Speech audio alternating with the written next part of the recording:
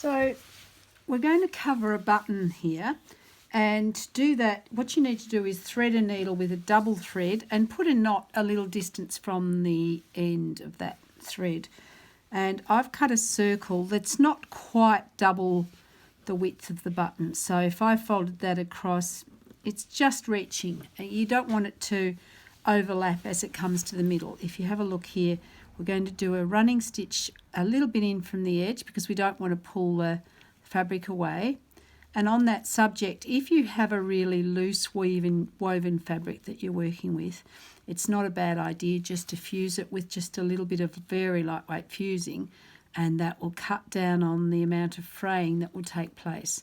As it happens, I had to tear some fusing off this fabric because I didn't want to have the extra bulk. So the running stitch, not too short, because every single stitch will be a gather in the back of the button. So once you've got around your circle, pull that in and then drop your button in there. It can be any old button, it doesn't have to be anything flash. And you can actually buy covered buttons, but I've just saved a trip to the button shop, or whatever, a bit of money, whatever that is. And I don't have to stop and think about this, I can just do it at home.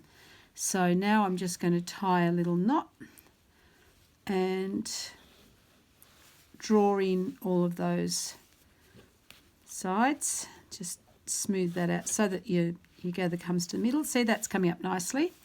And then tie that off. So a couple of passes, a little bit fiddly, but we'll get there. 1, 2 extra passes. Now that's not a bad start, but there's more. I'm going to just cut off that little long tail.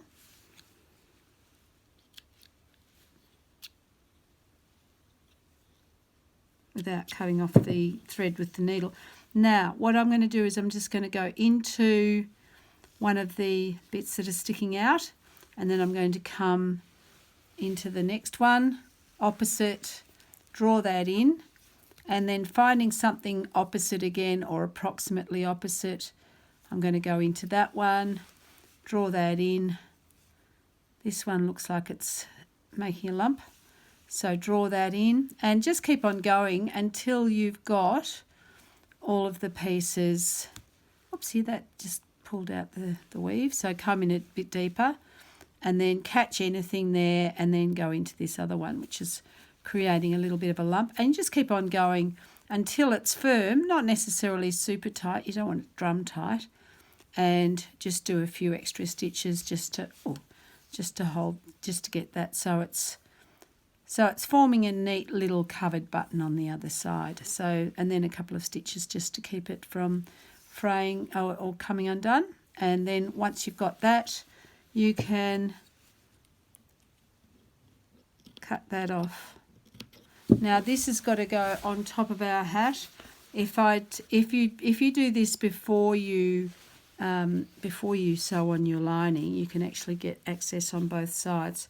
I foolishly put the lining in first, and now I have to make my slip stitch so neat that it doesn't go through. So what I'm going to do is I'm going to start at the back of the button and just do a stitch that'll anchor the knot that I put on there. And now I'm going to squeeze that in position, and I'm going to come in from the back and just squeeze that into the middle. Now I could put a pin across it, but I'm not going to. Now I'm just going to catch a tiny little bit of the underside here, and then exactly where that comes out, I'm just going to grab a little bit on the underside of the button. And again, the stitches need to be short and neat. And then where that thread comes out, go back in to the cap. And again, short stitches. And where you come out again, just level with that. So you can just work your way all the way around. You can rotate that as much as you need to. And that's come from the button, so it's to the cap.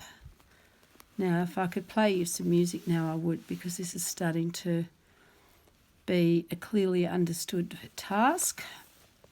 I hope anyway. Hope I'm explaining it well enough to you. And then once you've got that button on, everything that happens underneath that button is completely your business and nobody else's, including mine. So you could say, I did an immaculate job, and everyone would have to believe you. And if you didn't, no one will ever know. Now also, just on the subject, while you're assembling this piece, if you feel that there's excess bulk in where all those panels meet together underneath, you can actually clip away the excess so that it's not so bulky. I didn't cut much more than the amount that I took off the seam allowance, but it's not super bulky, so I'm not too worried about that.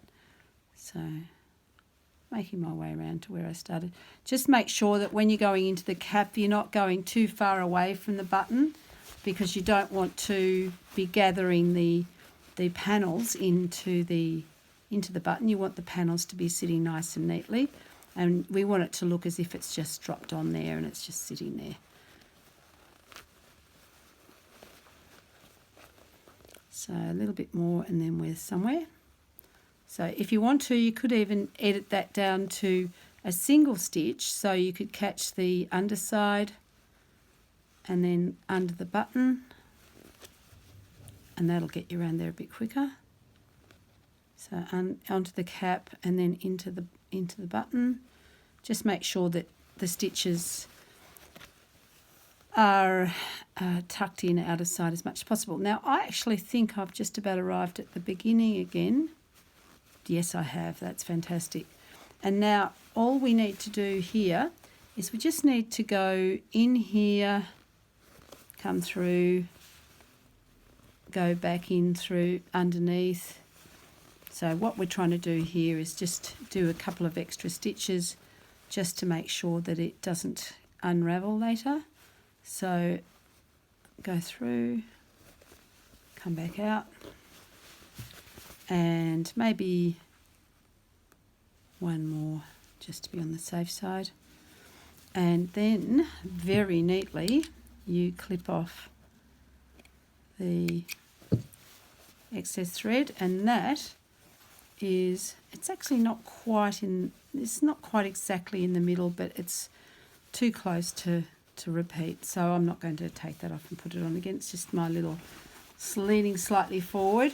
And then the next thing I'm going to do is I put in my Petersham ribbon in there, and I'll try and make sure that when I'm pinning it in you get to see it. But you know, with the if you're in a hurry and you want to see that, you can have a look at the Beret video, because it's on there as well, and it's exactly the same, except this time it has a peak in it. Okie doke, thank you.